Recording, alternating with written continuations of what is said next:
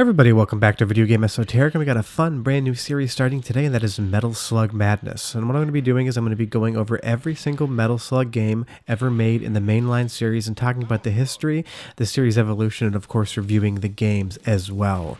But before we get too far involved in the first episode, if you could do me a huge favor, go down below, hit like, subscribe, ring that notification bell, definitely helps us out.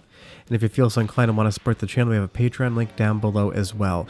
But obviously we're starting at the beginning, which is Metal Slug. It was made by Nazca Corporation before they were bought and merged into SNK. So the first game is a collaborative effort between SNK and Nazca, where the rest of the games in the series up through 3 are going to be SNK properties after Nazca Corporation was absorbed.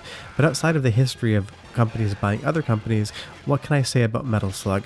This game is absolute arcade run and gun perfection. In my opinion, it is a 10 out of 10 game. It is one of the most iconic arcade games ever made. And unfortunately, as we get further into this series, when we get to Metal Slug 4 and beyond, we're going to start seeing a little bit of shakiness. But as far as Metal Slug 2, X, and 3 are concerned, they are some of the best arcade games I have ever played. And right off the top, I can't say enough about how beautiful this game actually is. Nazca Corporation was the master of sprite art. There is so much detail in every single frame of animation, every sprite and every background. There is something to look at any given moment in time. Now you will notice that the game is slowing down, and Nazca Corporation just didn't really care about that whatsoever. Some of the developers that used to be at IREM before they formed Nazca and got into business with SNK made some other games very similar to Metal Slug, which I will be talking about, and those games also had terrible slowdown as well. It's just one of those things. I don't think the developers ever really cared about frame rate so much as they wanted to put the most spectacular visuals up on screen at any given moment in time. Now, I do not mind whatsoever that these games slow down. I'm quite used to it, but you may, if you've never played them before, notice it. But just look at the background art in this. There's definitely some sort of Third Reich vibe going on as far as the main antagonist of the series is concerned, but you hit that clock with your knife and it just breaks, the springs pop out. There are so many little hidden details in Metal Slug. You can tell the developers of this game absolutely loved making it and went the extra mile to make every single part of the game feel alive and unique. When we use the flame shot, the enemies go up in flames and they're screaming for their life. Everything is just so detail filled. You have Big Ben there just falling over in the background. This kind of feels like if Germany had gotten over to mainland England in World War II and had taken London. So there's a lot of vibe going on in this game, and it's one that I absolutely love, and I think you will too. But as much as I love talking about the visuals and details and artwork in Metal Slug, mechanically this game plays like perfection. All of the inputs are perfect. The shooting action is exactly what you want it to be. When you're playing this game well, when you're dodging the projectiles that your enemy is shooting at you while exploding your enemies, everything just feels like it clicks, and it's one of the best experiences in gaming. But it's a very simple concept to understand. You have 3 buttons. You can jump, you can shoot, and you can throw a bomb. And you definitely want to save those bombs because you're going to get to different enemies or different tanks that are going to be a lot easier to destroy with them. But of course, the name of the game is Metal Slug, and the entire concept starting in Game 1 and carrying all the way through 7 is that you have these different tanks and vehicles, or slugs, that you can jump into, and they drastically change the gameplay because now we have some protection. You can take about 5 hits when you're in that tank, and we have an automatic rapid fire versus just the mainline pistol. So the strategy is you want to keep this tank as long as you possibly can, because not only are you protected in it, but you don't need to worry about different power-ups that you need to collect to make yourself more powerful. But even the first boss fight in the game, that sprite is just so hyper detailed and looks so spectacular that it's one of those things. I love watching it in motion because this game looks beautiful in still images, but when it's moving and you're playing it, it's great as well. But outside of how good it looks and how good it plays, the soundtrack is also iconic, so go ahead and listen for 30-45 seconds and I'll come back and tell you more about why, if you've somehow never played Metal Slug, you were 100% missing out, and I expect you to play it today. But enjoy!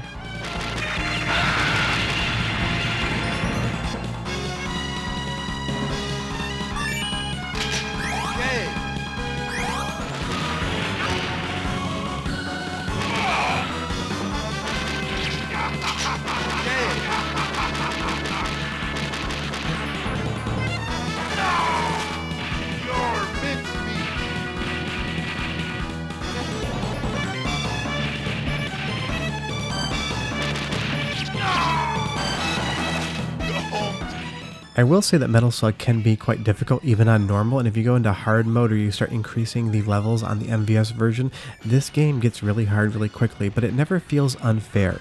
You are in control of your character and there's always openings to dodge the bullets.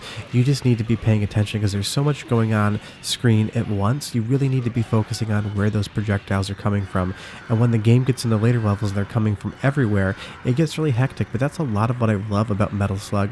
And considering this is the first game in the franchise, it starts out incredibly well. Now we're going through what looks like the German woods, kind of tying it back to that World War II theme. The developers at NASCO were really leaning on that kind of 1940s European war look and feel, and I think that's a really strong design decision, and they will definitely be getting away from that. As we get into later games of the series, we're going to start getting aliens and different monsters, which are incredible, but as far as the foundational elements of what Metal Slug was, it seemed like it was emulating the World War II European front, and that's a great place to start. But again, even with the graphics, with that tank in the foreground and you in the background, the sense of scale in this game is epic. You really do feel like you're in these areas. We have these ruins with trees broken. We have in the background broken telephone poles and different buildings that have clearly been bombed out, maybe by the Blitzkrieg. It's a really interesting concept, and it just goes to set the place of where Metal Slug is. Because as we go into this building here, this is some of the most detailed background artwork I have ever seen. You have all the different fans floating in the air, you have paintings, you have tapestries, you have different broken doors, all that stonework. It is just a sheer amount of detail that you generally do not see in arcade games because you're only in that section for 10 to 15 seconds, and the developers could have easily done half the work and it would have still looked incredible.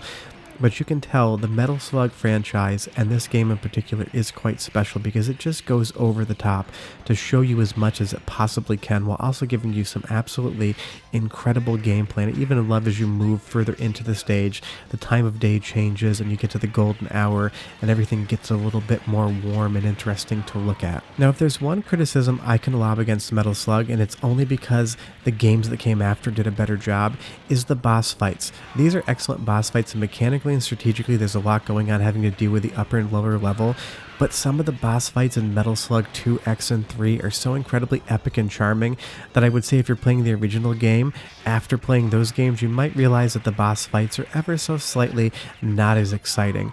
But again, as we move through this little European village, I just can't get over how good this game looks, and I still think it looks absolutely incredible. You see the leaves falling from the trees there.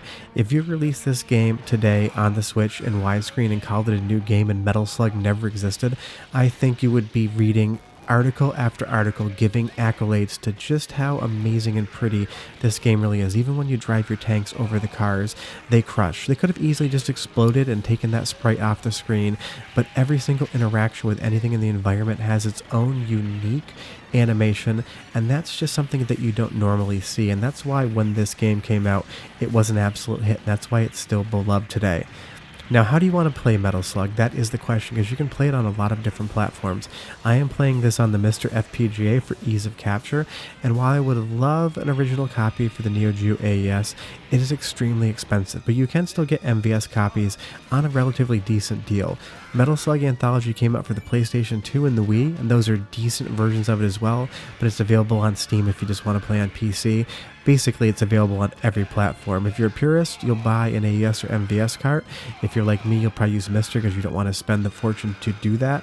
I wish I had bought this game 15 years ago and I was just getting into AES collecting because I'd love to have it now. But that's how Metal Slug got its start. Now, I will be covering some other games in this series because there's two games before Metal Slug actually existed that are extremely similar. In the Hunt and Geostorm. Those are kind of the two games that got NASCO Corporation, which kind of formed out of IREM. That's how they got to Metal Slug, and I want to talk about the history before because it is really interesting. But of course, being a series on Metal Slug, we're going to start at the beginning. And you can just see as the game goes on, things get crazier and crazier. But yeah, that's Metal Slug. Absolutely outstanding 10 out of 10 game. Leave me a question or comment down below. Have you played the Metal Slug franchise before, or will you play it after watching this video? I've got 9 more Metal Slug themed videos coming up in the next 9 weeks. But thanks so much for watching, guys. Hit like, subscribe, and we'll see you next time. Bye-bye.